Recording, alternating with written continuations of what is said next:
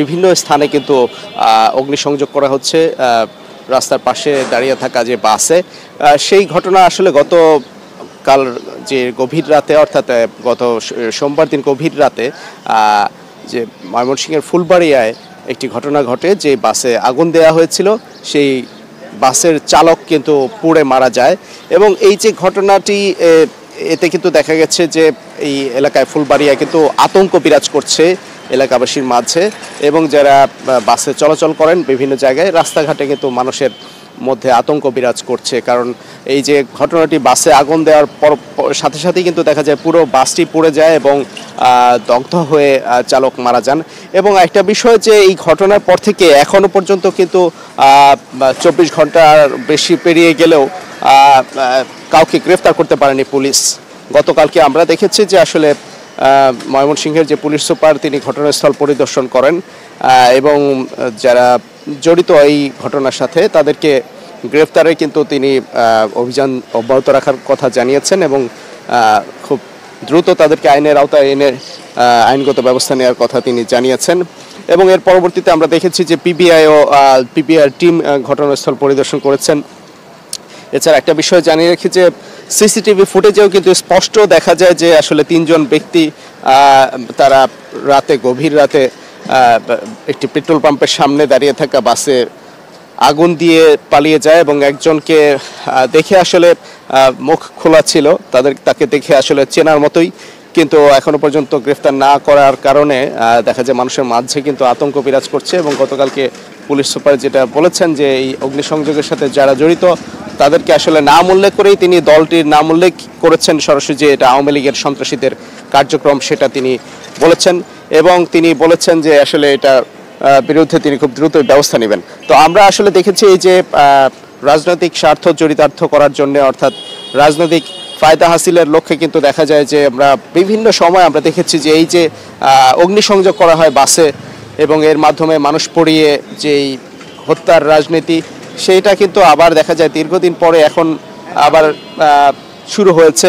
এবং এই যে রাজনৈতিক অস্থিরতা এবং এর ফলে কিন্তু সাধারণ মানুষ এই যে রাজনৈতিক প্রতিহিংসা এবং নাশকতার বলি কিন্তু হচ্ছেন সাধারণ মানুষ।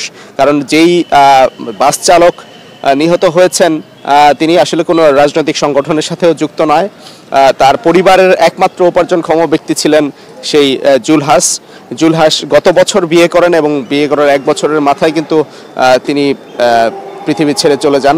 এইভাবে অনাকাঙ্ক্ষিত যে মৃত্যুগুলি এই একটি পরিবারকে আসলে ধ্বংস করে দেয়। এইভাবে একজন যখন অগ্নিকাণ্ডে কেউ নিহত হয় এর ফলে শুধুমাত্র পরিবার শুধু তাকেই হারায় না, তার মাধ্যমে কিন্তু দেখা যায় একটি পরিবারের অর্থনৈতিক অবস্থা পঙ্গু হয়ে যায়। এবং সেই বিষয়টি কিন্তু সাধারণ মানুষ বলছেন এবং যারা আছেন যারা পরিবারের সংশ্লিষ্ট সদস্যরা আসলে গতকালকে আমরা দেখেছি যে জুলহাসের পরিবারের শুধুমাত্র তিনি একমাত্র উপার্জনক্ষম ব্যক্তি এবং তার উপরেই নির্ভর করে পরিবারটি আসলে তাদের আয় ইনকাম হয় এবং তাকে হারিয়ে কিন্তু পুরো পরিবারই নিঃস্ব হয়ে গেছে। কারণ জুলহাসের পরিবারে তার পিতা অনেক আগেই কিন্তু তার মায়ের কাছ থেকে বিচ্ছিন্ন হয়ে চলে যায়, তাদের বিচ্ছেদ হয়। এবং এই যে তার যে একমাত্র বোন এবং তার যে মা একেবারে নিঃস্ব হয়ে গেছেন এবং তার স্ত্রী, এই রকম যেন রাজনৈতিক প্রতিহিংসা রাজনীতি যেন বাংলাদেশে আর না থাকে সেই বিষয়টি সাধারণ মানুষ বলছেন। এবং এই আগামী 13 তারিখ জানেন যে আসলে ঢাকায় যে লকডাউন কর্মসূচি ঘোষণা করেছে আওয়ামী লীগ, এরপর থেকে ময়মনসিংহ এবং ঢাকা গাজীপুর বিভিন্ন এলাকায় কিন্তু বাসে অগ্নিসংযোগ করা হচ্ছে।